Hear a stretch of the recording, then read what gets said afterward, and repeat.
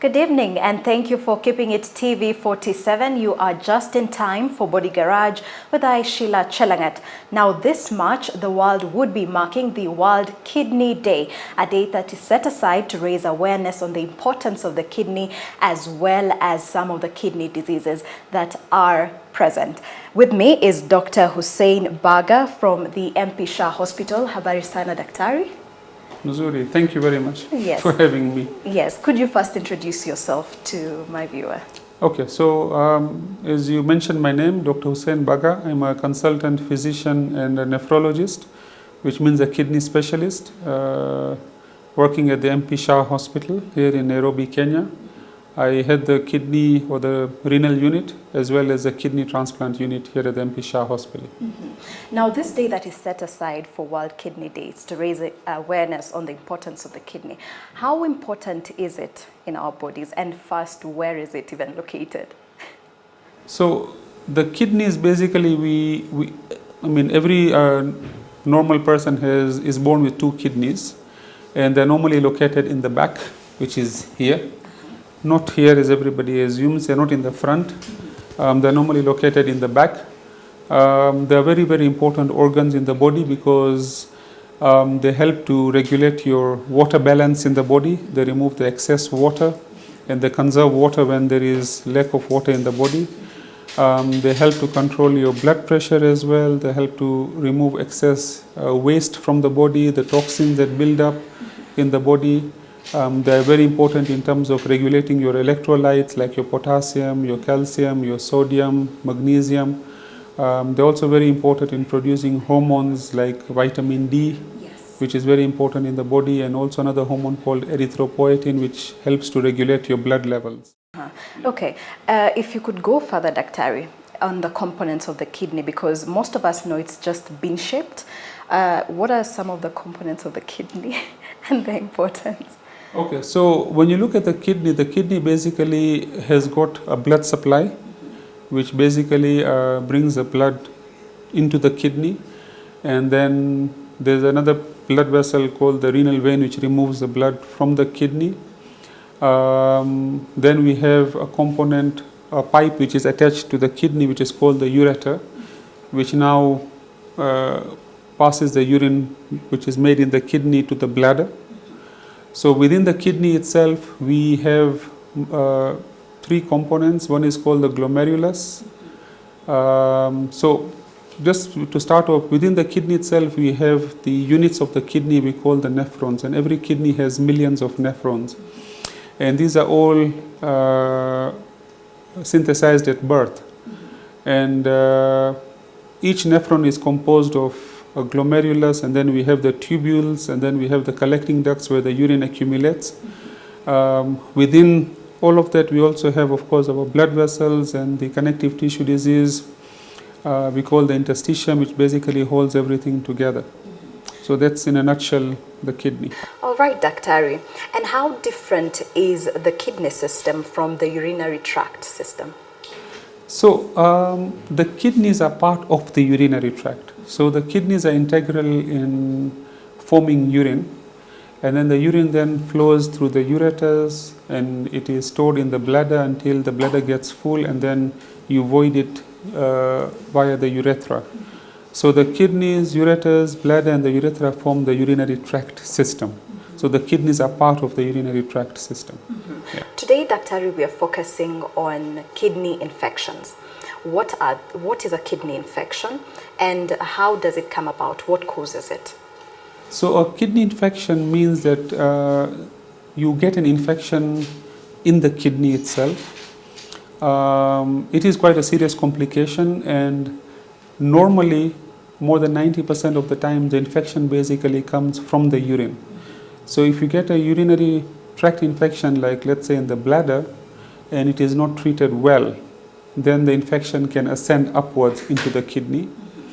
Sometimes you do have complications of the urinary tract where you have blockages either because of a stone, or in males when they're more than 50, the prostate sometimes tends to get enlarged and causes blockages, and that can predispose you to getting urinary tract infections, and these can basically ascend upwards, especially if it's not treated well.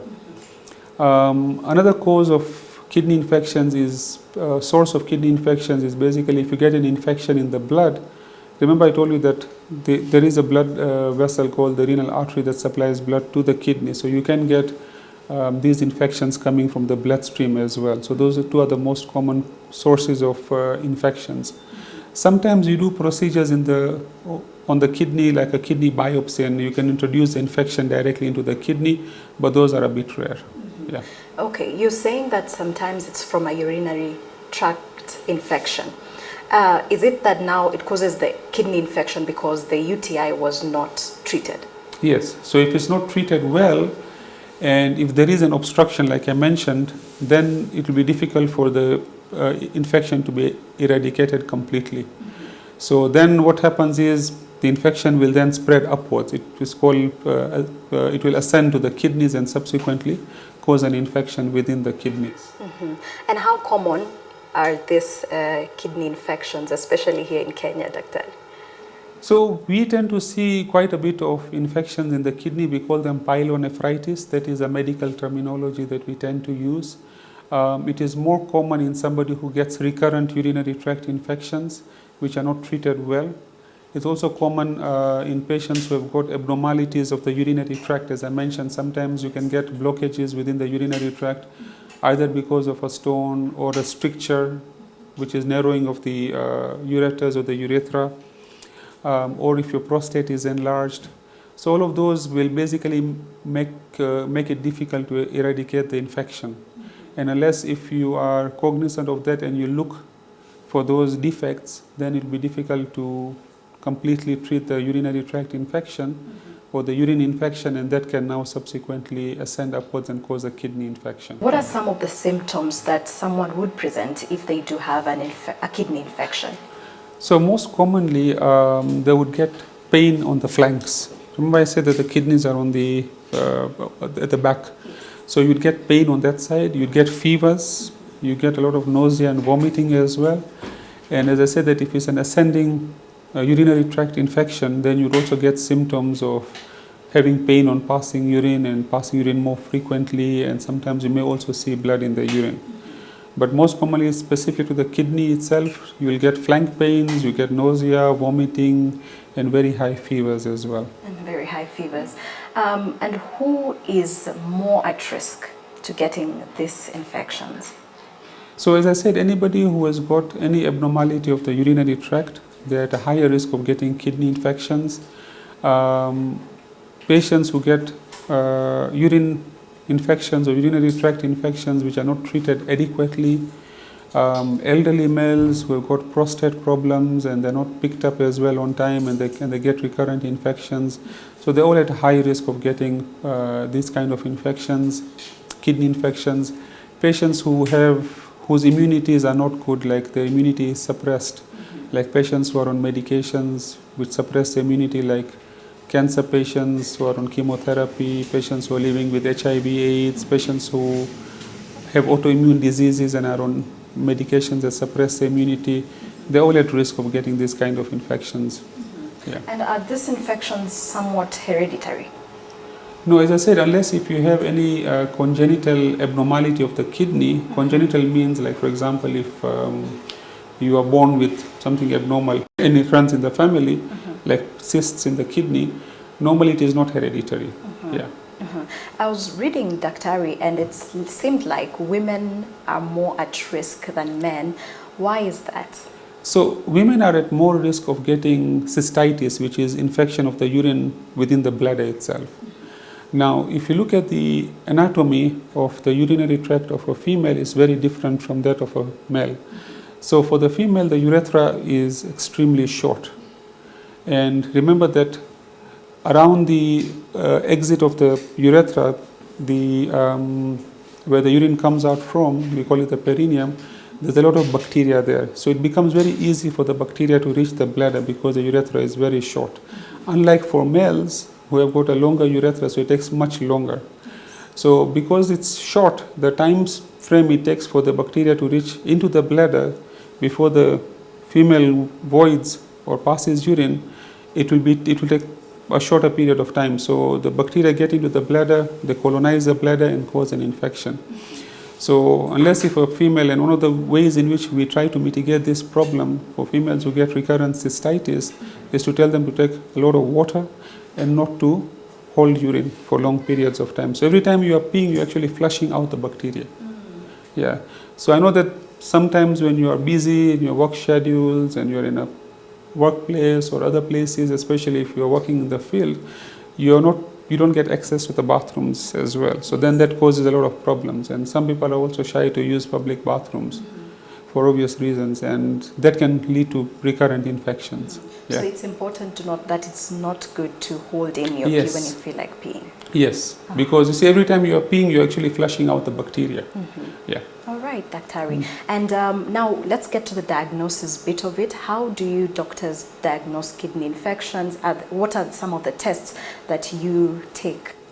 So, of course, once when a patient presents with the symptoms of a urinary tract infection or a kidney infection, then the first test, of course, you do is to do a urine test. The urine test is a very simple test to do. It will tell us whether there's an infection in the urine or not. Then, of course, we do the blood tests as well. We look at the markers of infection in the blood, like your white blood cell count, your C-reactive protein, and your procalcitonin. And then if you're suspecting a kidney infection, the pyelonephritis as we call it, then we have to do imaging. And the simplest one is basically an ultrasound of the kidneys, which will basically show either there is a collection of pus or there is perinephric fat stranding, which are the things that we look out for. Sometimes it can basically be normal, the imaging. And that's why you have to have a very high index of suspicion, and you need to do a very good examination as well to pick up that this patient has got an infection that has ascended to the kidneys. Yeah. And after that now, Dr. Hari, what are some of the treatment options that are available for someone who has a kidney infection?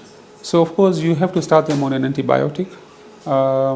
You have to do your cultures, both urine and blood cultures, and then start them on antibiotics. If it's a simple pyelonephritis or simple infection of the kidney, it can be treated as an outpatient. Of course, you have to look at the patient individually, whether they have good social support. They will be able to come back to the hospital for a check after 48 hours to make sure that the infection is getting cleared up.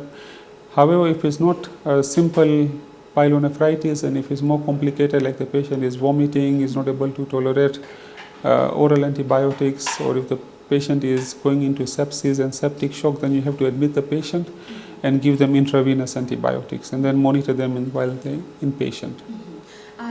What is the risk of complications, say a kidney infection is left untreated? So, of course, one is the fact that it can become systemic, meaning that the infection can spread into the bloodstream. Patients can get sepsis from the kidney infection and septic shock, and sometimes it can even be fatal as well. And of course, if it's picked up late, there's a lot of damage that happens within the kidney itself. Of course, we have two kidneys, but you want to preserve both of them. So once when the infection settles in the kidney and it's not treated, then it causes a lot of damage to the kidney as well, and then it heals by scarring. So that part of the kidney that is damaged will not be able to regenerate back or recover fully. All right, thank you, Dr. Hari, for taking us through kidney infection, some of the symptoms as well as the causes. Do not go too far, as Dr. Hari in the second part will be taking us through some of the ways to prevent, kidney infections. Keep it TV 47, but first take a look at some of the myths and facts of the day.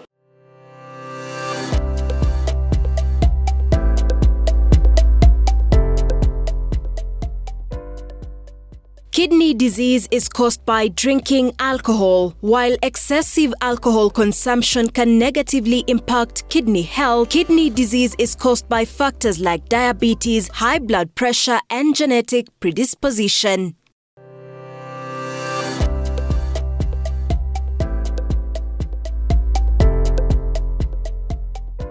Kidney disease is only a problem for older people. While the risk of kidney diseases increases with age, it can also affect younger people, especially those with diabetes, high blood pressure, or a family history of kidney problems.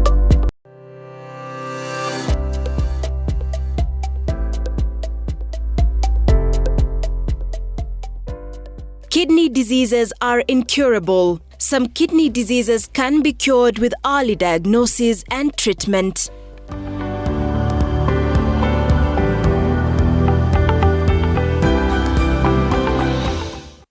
Welcome back and thank you for keeping it TV 47. This is Body Garage with I, Sheila Chelangat, where on this episode we are focusing on kidney infections, and taking us through it is Dr. Hussein Bagha.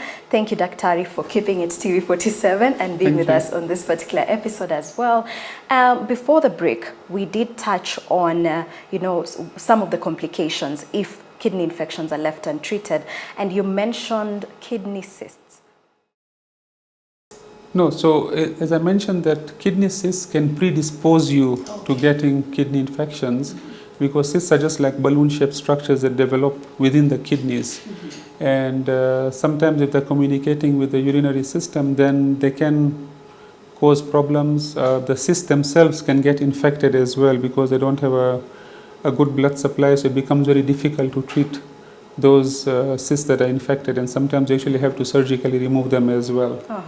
All right, thank you for that clarification. Now I'm wondering, can I prevent kidney infections? Yes, so the most important thing, as I mentioned, is not to get the urine infections or the urinary tract infections, especially the ones found in the bladder or the urethra. And as you rightfully mentioned, that females, especially younger females, are more prone to getting urine infections. And as I mentioned, one of the ways is making sure that you keep yourself well hydrated, making sure that you pee regularly, don't hold back. I mean, as I mentioned, what some of the reasons why people do that. And then, of course, if you develop any symptoms of the urinary tract infections, like if you develop any burning sensation, or if you find that you're going to pee more frequently than normal, then you need to see your doctor immediately so that they can take care of that urine infection before it ascends to the kidneys. However, if you develop flank pain and you develop fevers, you develop nausea, vomiting, then you need to come to the hospital immediately, and so that your doctors can check you out and then carry out the necessary tests and then treat the infections appropriately. You have emphasized the need to be well hydrated. Yes. How much water should someone take for them to be well hydrated? So ideally, you should take between 2 to 2.5 liters of water in 24 hours. Of course, if you're living in a very hot and an arid environment, then it goes higher. And that is very important, because among the things that the water also helps you with is to prevent the formation of kidney stones, especially if you're living in very hot areas like northeastern or coast, where we find a lot of prevalence of kidney stones as well. And the kidney stones do predispose you to developing kidney infections. So that's very important. Okay. And can the color of my pee actually notify me that there's something wrong, that you perhaps are getting a kidney infection? So if you tend to see any blood in the urine, then that's a red flag that you need to get checked immediately. If you find that the urine has got a bad odor as well, that also might be a red flag as well, and you need to get that checked out as well.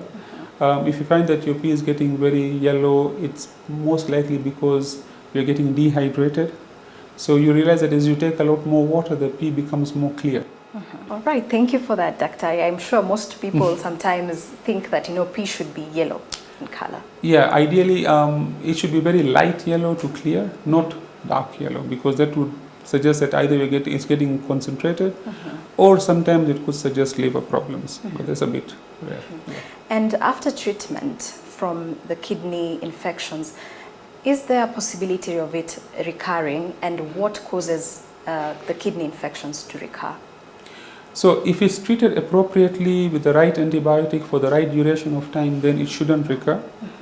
So it can recur, especially if you have any structural problems within the urinary tract, like obstruction, or you have a prostate that is enlarged, or you have a stricture. So that can make it recur. So that is why if somebody is getting recurrent urinary tract infection, then we do further tests like imaging, the ultrasound, to check for any obstructions. The other thing is, of course, if the patient becomes non-compliant to medications.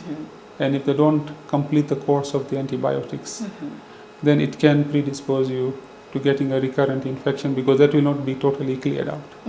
And how long does it take for one to recover after getting an infection? So again, it depends on the severity of the infection, because normally for kidney infections we normally treat for between 7 to 14 days, depending on the severity and the type of bacteria that you find as well.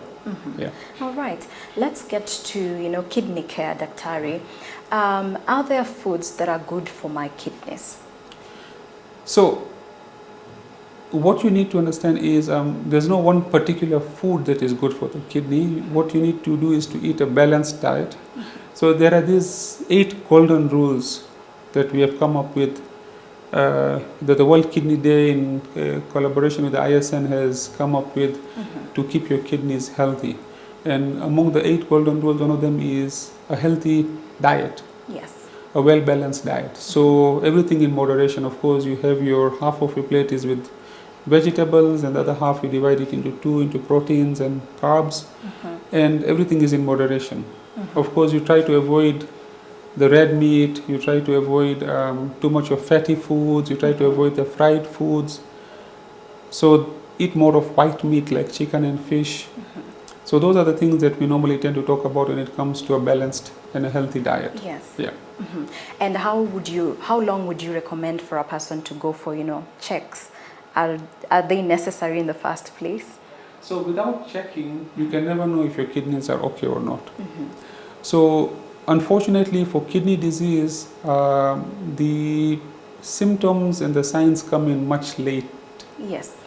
By that time it's a bit too late to do anything. So if you are at risk for kidney disease, like for example, if you have diabetes, if you have high blood pressure or hypertension, if you are obese, if you have a family history of kidney disease, if you had developed kidney injury in the past for whatever reason, either because of an infection or for females during pregnancy, then it's very important that you have regular checkups done. And you should ask your doctor, if your doctor is not doing them, that look, I want my kidneys to be checked. And it's very simple, because we do a urine test and we do a blood test for the kidney function. And if that is abnormal, then they will refer to the kidney specialist. You've mentioned a couple of diseases for people who should take note if they have the diseases to sort of go for the checks. And let's begin with diabetes. How does diabetes affect my kidneys? So what diabetes does, diabetes is basically a condition whereby your body is not able to process the excess sugar. And so that sugar ends up being in the blood for much longer periods of time. And that causes damage to all the organs, including the heart, including the brain, the liver. So the kidney is also one of them as well. So what it does is that it basically damages the blood vessels of all these organs, including the ones in the kidney. And eventually it leads to kidney failure as well. As the sugar is deposited within the blood vessels, it leads to damage to the blood vessels, and the blood vessels become narrower. It also leads to inflammation within the kidney as well, and this leads to further damage to the kidney. Yeah. Okay, you've mentioned sugars, and let me take you back to the foods. You've mentioned that we should have, balanced diet. There's at least leafy, vegetables in your diet. But then there are people who say that excess leafy, components in your diet also is not so good for your kidney. Is that it, Doctor? No, so if you already have kidney disease, pre-existing kidney disease, then of course you're on a kidney diet. So the kidney diet, then you have to see a nutritionist so that they can give you a whole list of items which you can reduce. Because remember, the kidneys are important in terms of taking care of your electrolytes, in terms of taking care of the excess toxins. So for patients with kidney disease, your phosphates are very high, your potassiums tend to go up. Now your green leafy vegetables tend to have very high phosphates in them, so you need to leach them and reduce the amount of the green leafy vegetables in your diet. For the potassiums, of course, then you have to reduce the amount of bananas you take, the avocados you take, and so on and so forth. So it depends on whether you have chronic kidney disease or not. Of course, as I mentioned earlier, everything, even when you're not having kidney disease, everything has to be in moderation as well. Yeah. Okay. And what, away from that, what are the risks of having an untreated kidney infection, especially when someone is pregnant or expecting? So that's a very important question, because sometimes it does happen. Pregnant women do tend to get urine infections very commonly. A lot of times they may not even have the symptoms of the urine infection. And any infection in a lady who is pregnant can predispose premature labor and delivery. So that's one thing that we have to be very cognizant of that. And that is why if you ask the gynecologists who take care of the pregnant ladies, they normally ask for urine tests every so often. Of course, if it's left untreated, it can also ascend and cause a kidney infection. And that can also be quite dangerous as well, because it can precipitate labor as well and premature deliveries as well. And then, of course, it does damage the mother's health.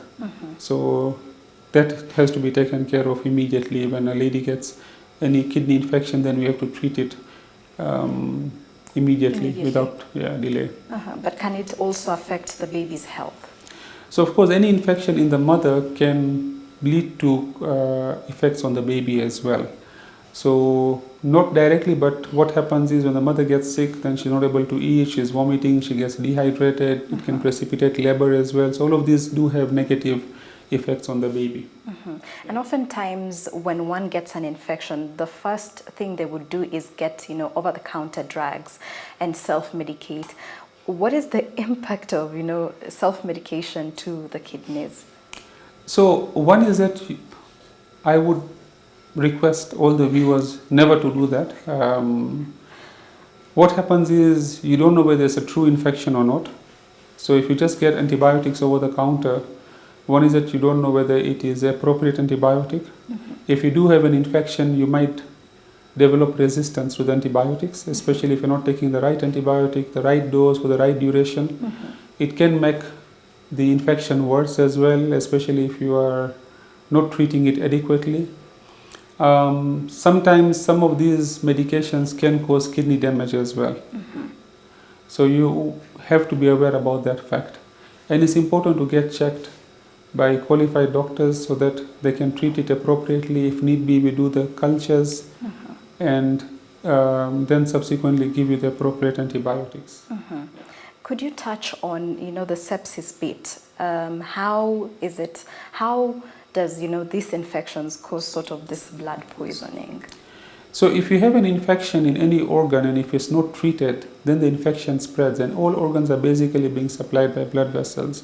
So these bacteria then subsequently get translocated into the blood vessels and they become systemic. And when that happens, now you develop sepsis. And of course, if left unchecked, it can lead to septic shock, whereby now your blood pressure tends to go low, you end up being transferred to the critical care units, and it can be fatal. And for someone who now is living with these kidney infections, how would you advise them to, take care of themselves? So if you have a kidney infection, or if you suspect you have a kidney infection, please come and see your doctor immediately. Okay, because all infections, you can treat them. And for people who get recurrent infections and they don't have any structural problems, then we basically put them on prophylaxis or prophylactic antibiotics. Of course, that has to be done under the supervision of a nephrologist who has enough experience about treating recurrent urinary tract infections. And of course, now, even when you have an infection, you are still advised to drink a lot of water, because every time, remember, when you are peeing, you are flushing out the bacteria from the urinary tract. So that is very, very important still. And then please complete your antibiotic course. Don't leave it halfway because you're feeling better. Come back for a checkup to make sure that the infection has cleared up. How long should someone take the antibiotics? As I mentioned earlier, it depends on the severity of the infection, the type of bacteria. It's normally between 7 to 14 days, but it has to be determined by your doctor who is treating you. Whether it's going to be 7 days, whether it's going to be 10 days or 14 days. All right. Yeah. Thank you very much, Daktari. We are up for our second commercial break. Do not go too far. Keep it TV 47.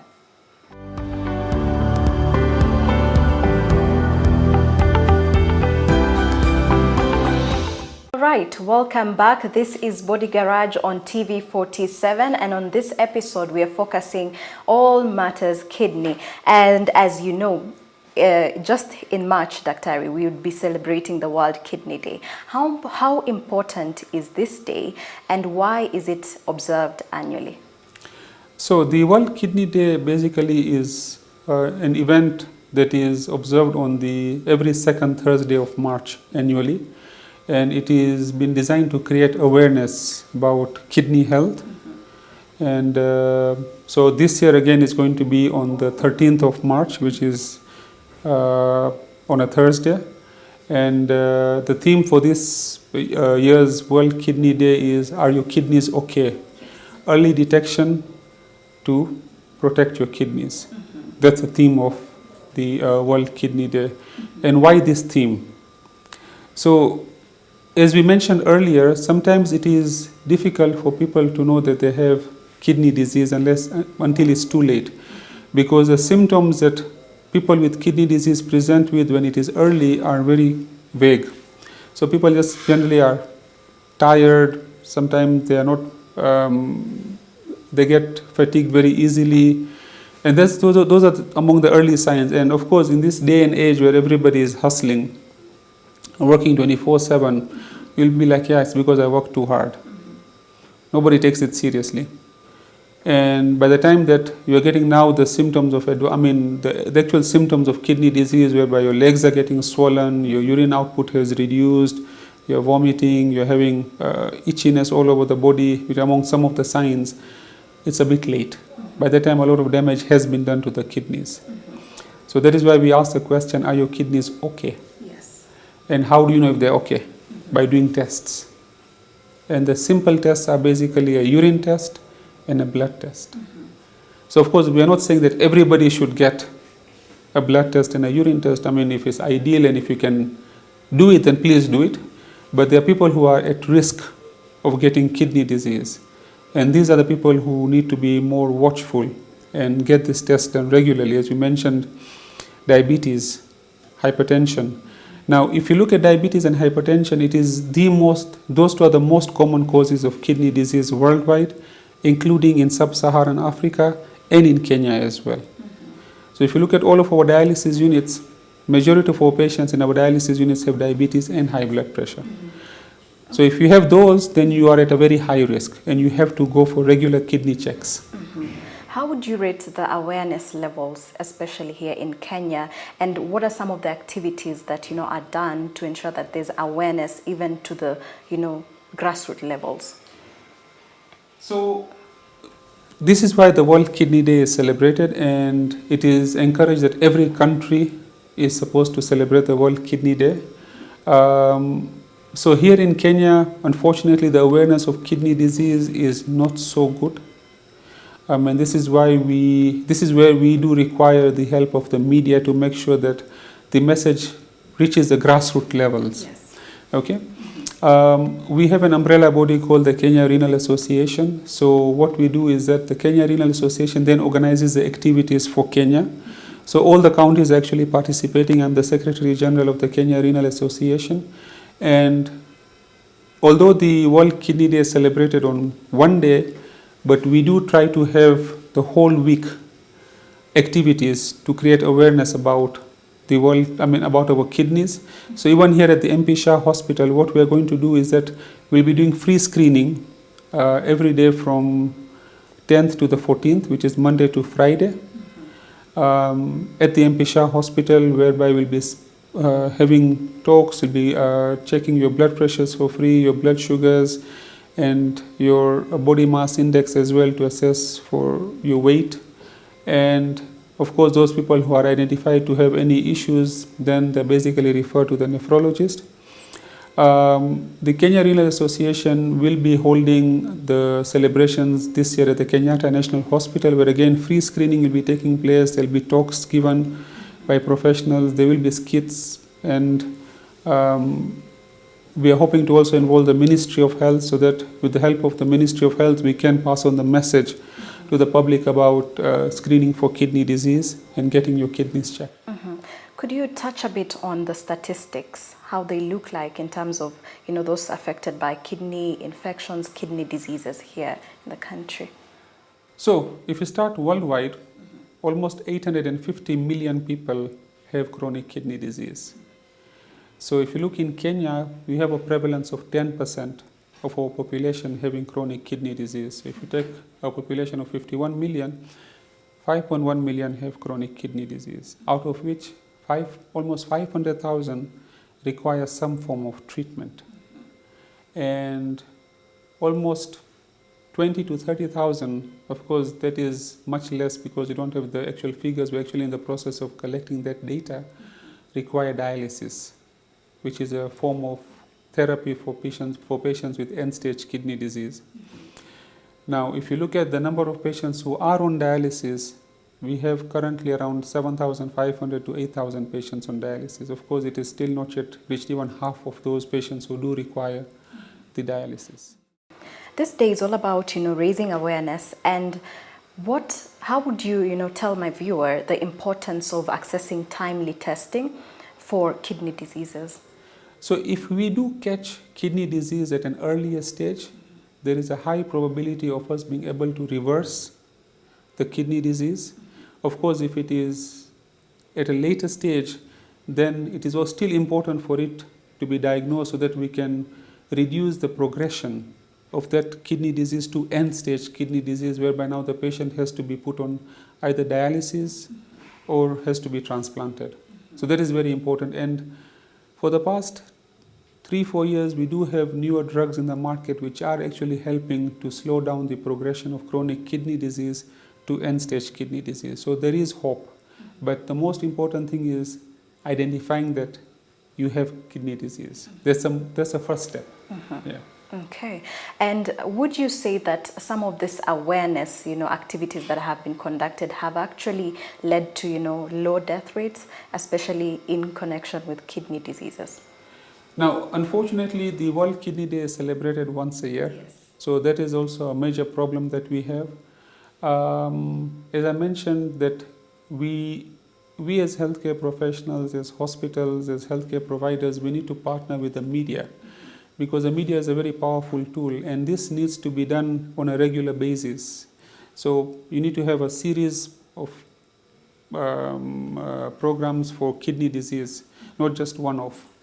And so that it can basically create awareness about kidney disease and what are the symptoms of kidney disease, what are the signs of kidney disease, and how do I protect my kidneys? Am I at risk for developing kidney disease? I've started a YouTube channel whereby I have done some videos on all of these basic things for the public.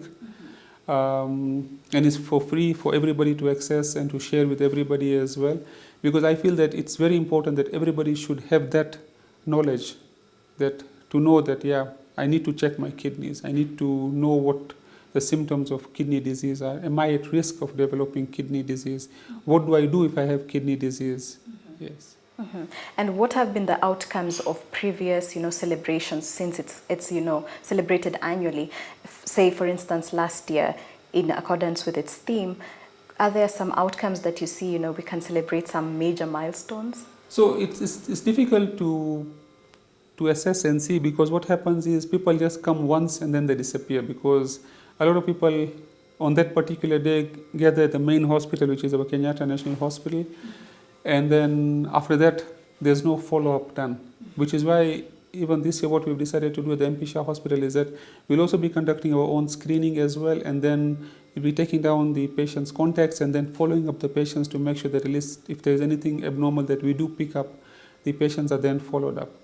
So it is not that it has been in futility, but every time that we do have this, it does create more and more awareness. Now we have patient groups and which are now lobbying to create more awareness about kidney disease.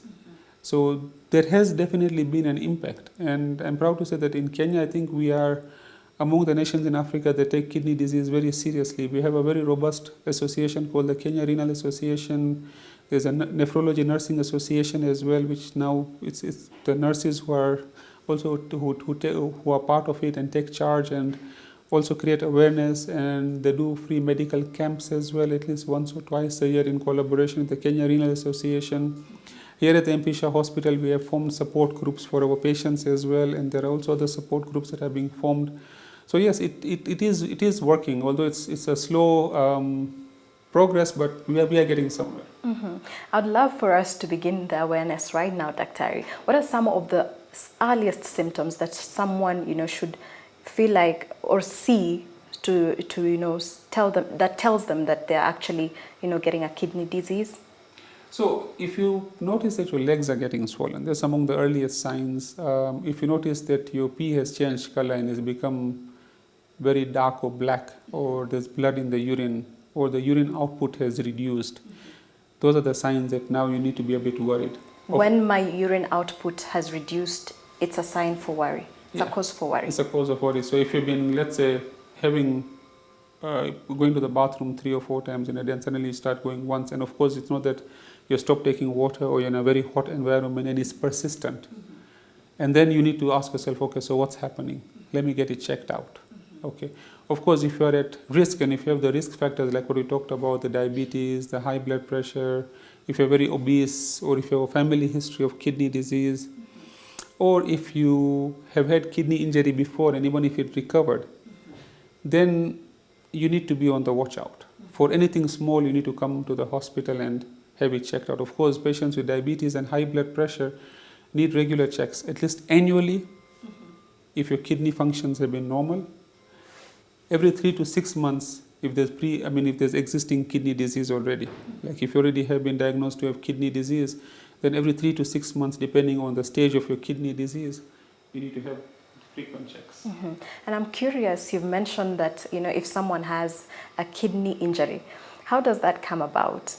So you can get acute kidney injury either because of an infection like malaria, or acute gastroenteritis like you present with diarrhea, vomiting, excessive blood loss like if you're involved in a road traffic accident, or you get a GI bleed, or if you take medications over the counter like what we talked about, especially the painkillers, which I feel should be banned, because that can cause acute kidney injury.